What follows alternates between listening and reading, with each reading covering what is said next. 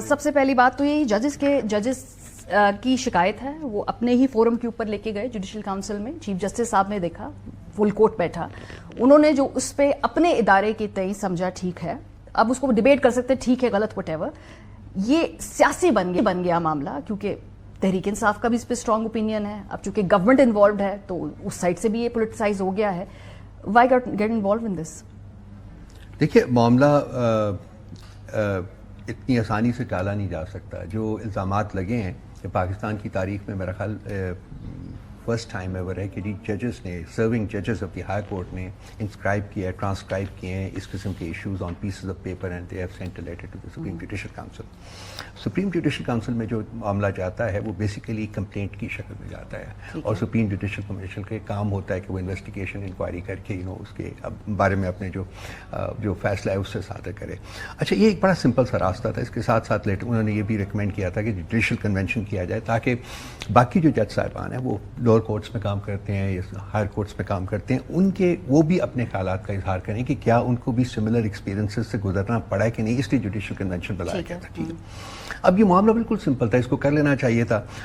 Justice Iftikhar صاحب کے سلسلے میں اسی سپریم کورٹ نے یہ کام کیا ہوا ہے، پہلے بھی کیا ہوا ہے. 184(3) انووک کر کے ان کو کیا ہوا ہے. یہاں بھی کیا جا سکتا تھا، معاملہ حل ہو جاتا. یہ اگر ہوتا اس صورت میں کہ اگر ایک جینوئن ڈیزائر ہوتی کہ ہم نے اس معاملے کی تہہ تک پہنچ کے اس پروسیس کو ختم کرنا ہے. میں یہ نہیں کہتا کہ کسی کو پکڑ کے آپ ماریں یا یہ کریں، بٹ یہ کہ کم از کم ایک پروسیس جو ہے انٹرونشن کا انٹو دی جوڈیشل افیئرز وہ ختم کرنا ہوتا، تو چیف جسٹس صاحب بما اپنے باقی جج صاحبان کے ایک بڑا افیکٹو اور پرو ایکٹیو رول جو وہ پلے کر سکتے تھے. لیکن وہ نہیں ہوا.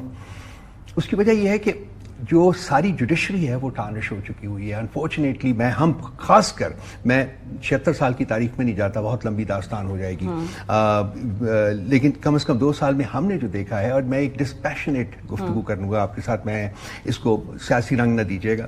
میں نے آنیسٹلی 2 سال میں نے کبھی اس قسم کا ون سائیڈڈ ٹریٹمنٹ نہیں دیکھا جو کہ جس سے ہم گزرے ہیں اور گزر رہے ہیں، ابھی بھی گزر رہے ہیں. تو میری ایک ذاتی رائے بھی ہے اور میری پارٹی کی بھی رائے ہے کہ یہ جو جوڈیشری ہے یہ پارٹیزین ہو چکی ہوئی ہے، یہ ایک سائڈ کے اوپر پلے کر رہی ہے. یہ معاملہ بگاڑ دیا ہے انہوں نے. دیکھیے، جسٹس تصدق صاحب کی، میں ان کی ذات کے بارے میں بات نہیں کروں گا. آپ نے بالکل صحیح کہا، آپ نے ابتدا میں بہت کچھ کہہ دیا. ہم ان کو ان کی ایز اے پرسن ہم ان کو اپوز نہیں کرتے، لیکن یہ ہے کہ یہ جو جاب ان کو دیا گیا ہے یہ وہ نہیں کر پائیں گے، اس لیے کہ ان کی کوئی اتھارٹی نہیں ہے. ہی از اے ریٹائرڈ جج، اور ان کی اتھارٹی کون؟ آپ نے خود بہت کچھ کہہ دیا ہے جو کہ میں نے کہنا تھا کہ ان کے سامنے کون آئے گا؟ کوئی نہیں آئے گا. کیا کریں گے؟ یہ کیا اتھارٹی ایکسرسائز کریں گے؟ دوسری بات، سب سے بڑی ایک چھوٹی سی بات ہے کہ حکومت نے تو آلریڈی اپنا ذہن جو ہے وہ بتا دیا ہے کہ یہ غلط ہے، یعنی کہ ججز نے جو کام کیا ہے یہ غلط ہے، اس میں سچائی نہیں ہے. جو ایگزیکٹو ہے جو کہ امپلیکیٹڈ ہے اس میں، جو کہ اس میں انڈائٹ ہوا ہے اس لیٹر میں، اس نے ایک تو جو ججمنٹ کا جو بار ہے ان کے سر پہ ڈالا گیا ہے. نمبر 2، انہوں نے آلریڈی اپنا جو ججمنٹ ہے وہ بتا دیا کہ یہ تو ہے ہی غلط. تو اب رہ کیا جاتا ہے اس کے بعد؟ تو کیا کرے گا یہ جسٹس صدق؟ کیا کریں گے؟ نہیں، تو انہوں نے کچھ سوچ سمجھ کے اس اسائنمنٹ کو قبول کیا ہوگا نا. He has a good impeccable credibility. انہوں نے سوچا ہوگا، اس کے بعد اس کو ایکسیپٹ کیا ہوگا نا. تو ان کی شخصیت پہ کوئی اعتراض نہیں. کیا ان کی بطور چیئرمین تعیناتی جو ہے اس کے باوجود آپ کو اس کمیشن کے اوپر اعتراضات ہوں؟ نہیں، ہمارا تو بالکل بیانیہ ہی ڈفرینٹ ہے نا. ہم نے تو پہلے دن سے یہ کہا ہوا کہ ہم اس ایگزیکٹو کے تحت کسی کمیشن کو، کسی قسم کی انویسٹیگیشن کو قبول نہیں کریں گے. کیوں؟ اس لیے کہ اس میں 4 لوگوں کو انڈائٹ کیا گیا اس لیٹر میں.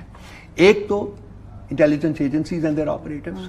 نمبر 2، ایگزیکٹو جبکہ جس کو ریپرزینٹ کر رہے ہیں شہباز شریف صاحب. تیسرا، chief justice of the high court. اور چوتھا، اس وقت کے چیف جسٹس کو بھی انہوں نے لیٹر میں کہا ہے کہ اس کے ساتھ بھی میٹنگ ہوئی تھی جو بندیال صاحب تھے، جبکہ جسٹس قاضی فائزی سبھی میٹنگ میں تھے جب یہ سینئر پیونی جج تھے.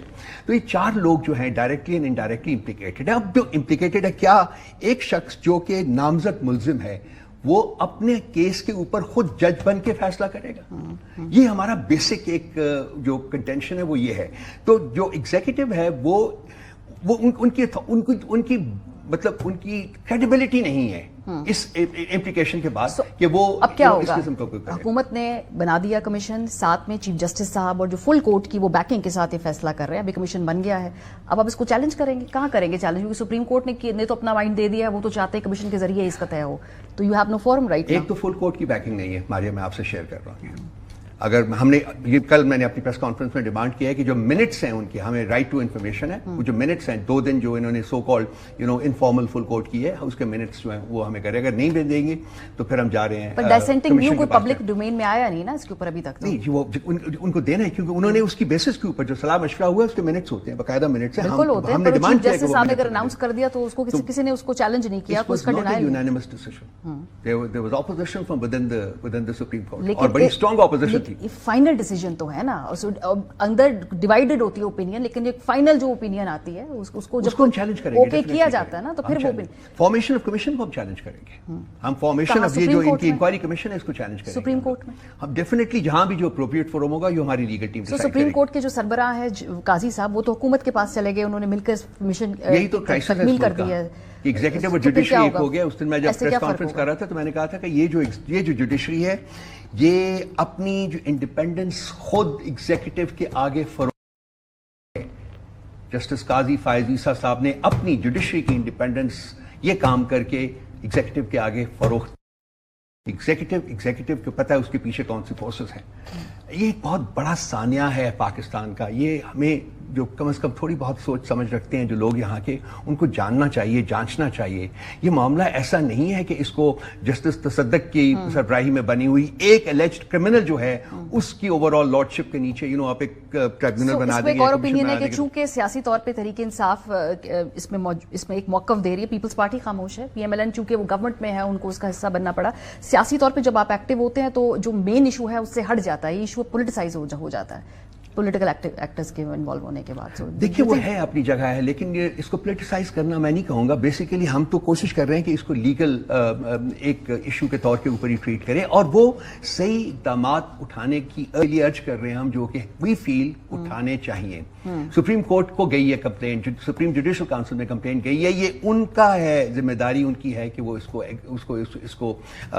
کے اوپر عمل کر, اس کے اوپر مطلب رسپونڈ کریں اور وہ تمام سٹیپس لیں جو کہ نیسسری ہیں, جن کی نشاندہی اس لیٹر میں بھی کی ہے. سو ایونچولی آپ چاہتے ہیں کہ سٹنگ جسٹسز کا ایک 3 رکنی بنچ بنے, ہم چاہتے ہیں فل کورٹ بیٹھے. فل کورٹ بیٹھے.